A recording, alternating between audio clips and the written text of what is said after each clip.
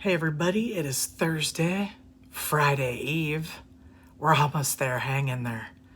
It is August the 6th, and these are some of the headlines on bizarrebest.com. Thousands to attend Sturgis Motorcycle Rally. I have links of the Sturgis live cams on YouTube on here as well. Massive ancient temple complex may lurk beneath famous Ireland fort. Football field-sized asteroid inbound today with another one due this weekend. And a link between hair loss and COVID. Survivors are being left bald. All these headlines and many more on bizarrebest.com. bizarrebest.com. Real news, no bullshit. Residents of Sturgis, South Dakota brace for thousands to attend the motorcycle rally this year. For most of the year, Sturgis, South Dakota is a relatively quiet city of 7,000 residents, tucked beside a 1.2 million acre forest with a motorcycle museum as its signature attraction. But each summer, Sturgis transforms as bikers descend for a massive motorcycle rally. This year's festival may attract about 250,000 participants, despite an uptick in the pestilence across the state.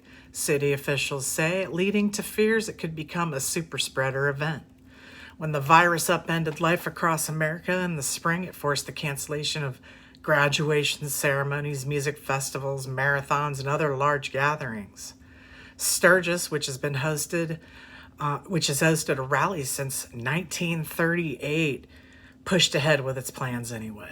The 10-day rally, which begins Friday, tomorrow, I guess, may be the country's largest public gathering since the pandemic began, and it comes amid widespread opposition. More than 60% of the residents favored postponing the event, according to city-sponsored survey. We should have postponed or canceled this rally last March, said Terry Kessler, a Sturgis City Council member, echoing the concerns that have divided this community. City officials faced pressure from businesses, though, people outside the city, and threats of litigation. Mr. Ketzler said, still, they cut back on advertising and canceled city-sponsored events, including the opening ceremony. Over the past week, there have been an average of 84 cases a day in South Dakota, a 31% increase over the previous 2 weeks, and some say the surge might grow worse.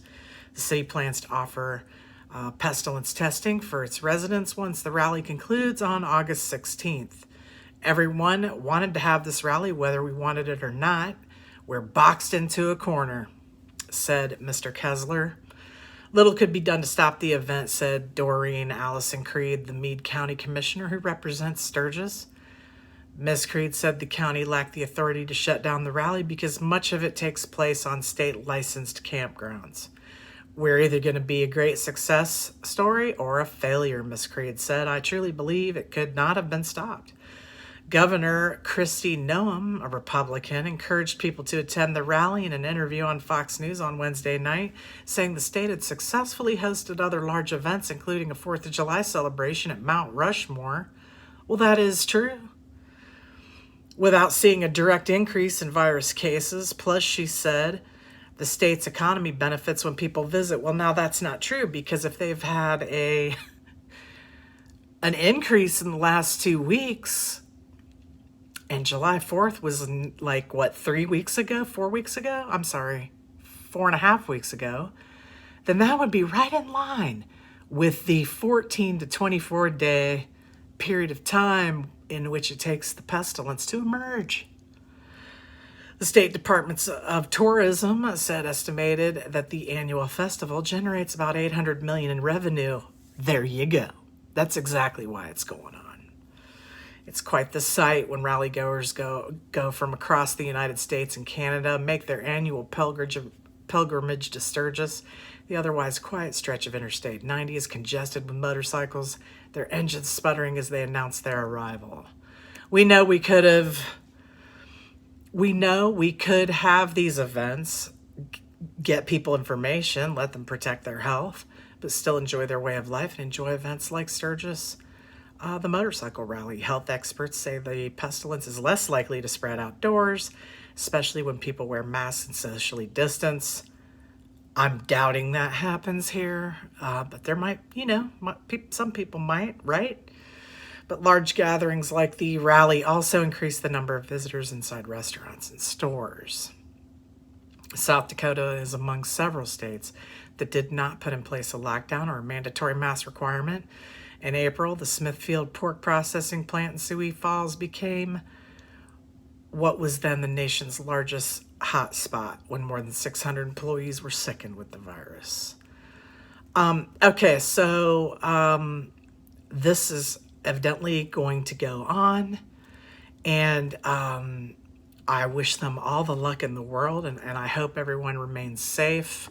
I was checking out the live videos today on YouTube, and it's already like there's a lot of people there, so feel free to check that out. And the grapevine for the past, I can't tell you how long, I guess another conspiracy theory, oh my God, is that Antifa is busing people into the Sturgis. So if that happens, prepare thyself for quite the event. Anyway, I'm going to link all this at BizarreBus. Navan Fort has been viewed as a sacred site for thousands of years. The remains of monumental temples dating to the Iron Age and medieval buildings may be hidden underground at Navan Fort, an archaeological site in Northern Ireland. A new study finds. Exactly what's left of these ruins, however, remain to be seen. Archaeologists discovered the buried structures by using remote sensing techniques that allowed them to map the hidden landscape and detect anomalies such as archaeological features made by humans. These Iron Age and medieval buildings suggest that Navan Fort was an incredibly important religious center and a place of paramount sacral and cultural authority in later prehistory. Study co-researcher Patrick Gleeson, a senior lecturer of archaeology at Queen's University, Belfast in Northern Ireland, told Live Science. Navan Fort, which sits just outside of Armagh City, I probably hacked that, was the capital of the ancient province of Ulster, known as Irish as Ulaid in pre-Christian Ireland. According to medieval texts, it's also the backdrop of various Irish myths and historical texts which refer to it as Emain Macha. Since the 60s, archaeologists have recognized Navan Fort as a complex religious site that was used by the elite as long ago as Late Bronze Age and Iron Age, or about 1000 BC to AD 400. More recently, historians have debated its role in later prehistoric and medieval Ireland. Now, the newly discovered Iron Age temples and medieval structures add support to the idea that Navan Fort was a key ceremonial site and also home to a developing kingship considered to be sacred. The archaeologists spotted the structure with a mix of remote sensing techniques, light detection and ranging, which uses millions of lasers shot from an overhead aircraft to map ground. Photogrammetry, which uses aerial photos to highlight depth and perspective on ground structures below. Magnetic gradiometry, which can trace subtle magnetic changes in the soil. And electrical resistance, which measures electrical patterns in the soil. Dude, that's amazing. This isn't the first archaeological look at Navan Fort. Excavations in the 60s and 90s revealed a spectacular series of buildings from the early Iron Age that included a series of what's called figure-of-8 buildings, as well as the largest building ever excavated in prehistoric Ireland that's known as the 40-meter structure, or 130 feet. After building the 40-meter structure with timber in about 95 BC, ancient people filled it with stones and burned it to the ground that same year, which created a huge mound that's still visible today. Over the years, scholars have debated whether the series of buildings served a residential or religious purpose. Medieval sources noted that the ancient kings of Ulster, who ruled from about the 5th to 13th centuries AD, lived there. which would make it a residential space. But Gleason and his colleagues at the University of Aberdeen in Scotland and the German Archaeological Institute, Frankfurt, found that two previously known pairs of figure-of-eights buildings named for the 8 shape are part of a much larger site. The discoveries that we've made suggest that those buildings that were excavated are only a small part of a much, much larger picture and more impressive complexes. Dude, that's amazing. And let me tell you, I could go on for another hour. There is a ton more information on this. I'm going to link it at bizarrebus.com.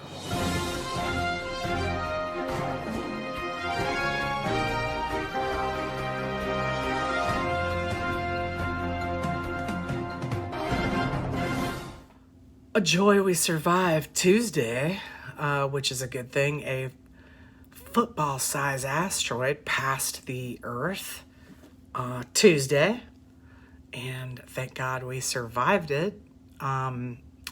It came within 4.1 million kilometers of the Earth. And then Saturday the 8th, another one is going to go by at a distance of 3.6 million kilometers. So hopefully it doesn't go off trajectory. But wait, there's more. At the end of August, we'll see another flurry of asteroidal activity with 3 space rocks ranging in size from a family car to a passenger plane, and it'll skim past us. On August 23rd and 26th, these two will fly past the Earth at distances of 7 and 6 million kilometers respectively, all perfectly safe. Hopefully. That's what they tell you. Would they even tell you if anything was headed this way? I highly doubt it, dude. However, on September 1st,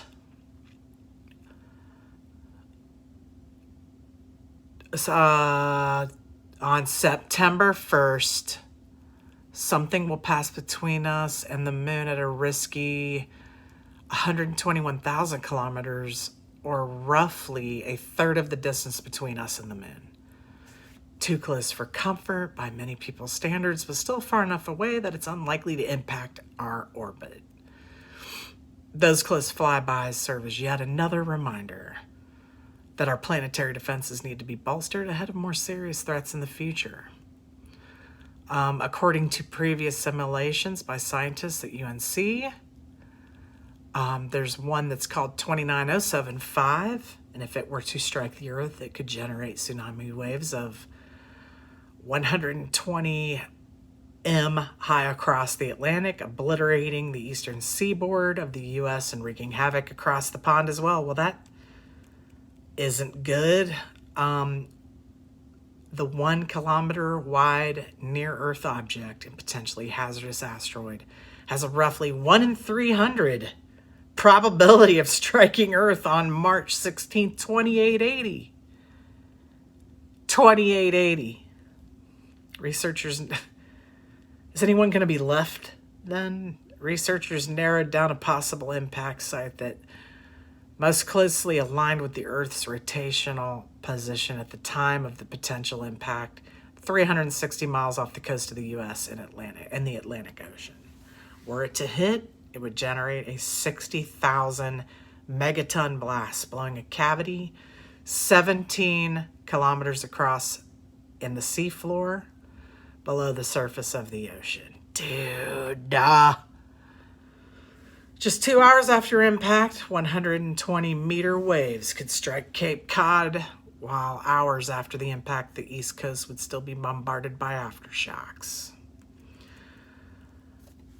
It would take roughly 8 hours for the tsunami waves to reach Europe, by which point they would dissipate to just 15 meters high.